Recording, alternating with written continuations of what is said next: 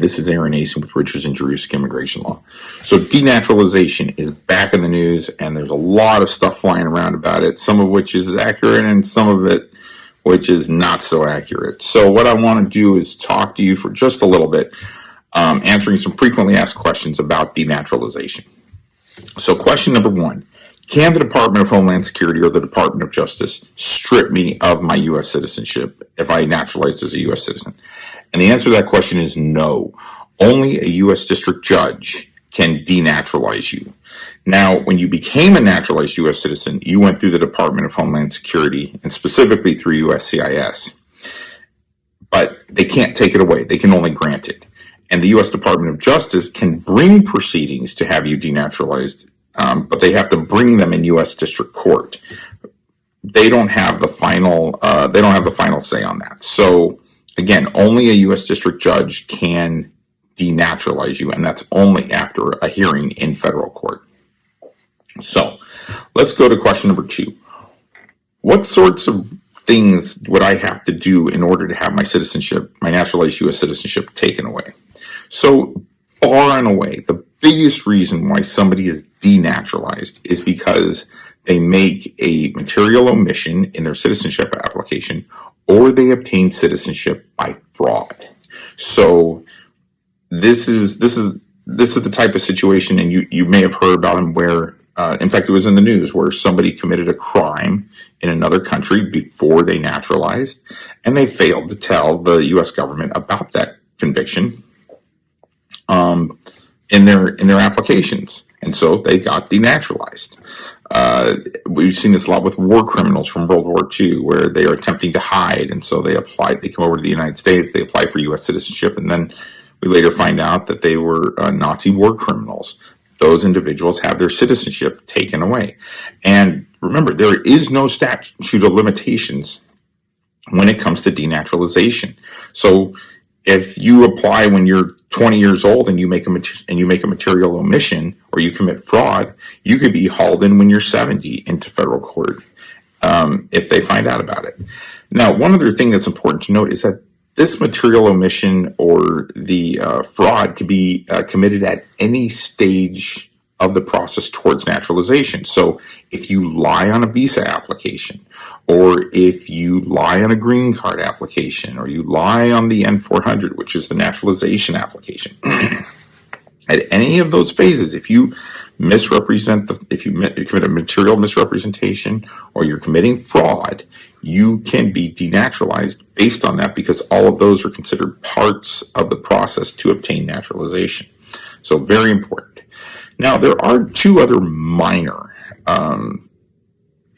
reasons why you could, and by saying the word minor, I mean they're not used terribly often. In fact, I'm not aware of any instances, but if one of you can, please let me know. But this is a situation in which, if within 10 years of you becoming a naturalized U.S. citizen, you are called to testify before Congress about subversive activities, and you are held in contempt for refusing to testify, that is also a basis for denaturalization.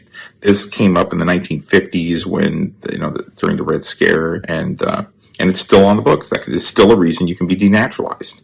In addition, if within 5 years of your naturalization, you join a group or an organization that would have otherwise disqualified you from naturalization if you had been a member of that group or organization back then, that is also grounds to denaturalize you. So very important that you bear all of that in mind. So this leads to another question. Can I be denaturalized if I commit a crime after I'm naturalized and I was otherwise honest, committed no fraud, no misrepresentation in becoming a U.S. citizen? And the answer to that is the statute does not allow it. 8 U.S.C.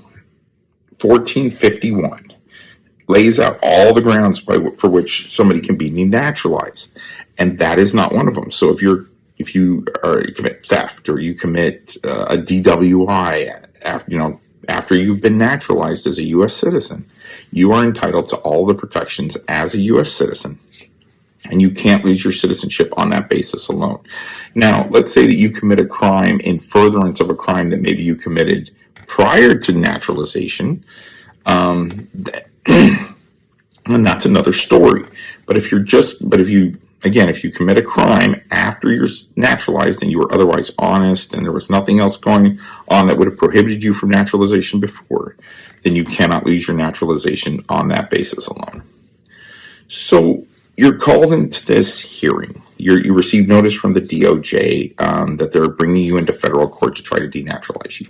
What types of rights and protections do you have in that hearing? Well, first of all, you have the right to notice that the government is going to seek to denaturalize you. The government can't just go to a U.S. district judge quietly and without telling you and say, oh, just denaturalize them. That's not how it works. You're entitled to notice that the government is attempting to denaturalize you. You also have a right to a hearing in U.S. District Court. Again, this isn't something where the government just says we're denaturalizing you and the district judge takes them at their word. That's not how this works. You have the right to go to court. You have the right to hear their evidence against you, and you have a right to counter that evidence. Remember, at that point that you're being called in, you are still a U.S. citizen. Now, you also have the ability to have a lawyer represent you. Now, it's important to note that this is not a criminal proceeding. This is a civil proceeding. And so you do not have the right to an attorney paid for by the government. But you do have the opportunity to go hire an attorney out of pocket, or you have the right to, or you have the ability to see if you can get one to represent you pro bono. But you can have an attorney represent you. Also, the burden is on the government to demonstrate that you should be denaturalized. The burden's not on you to prove that you shouldn't.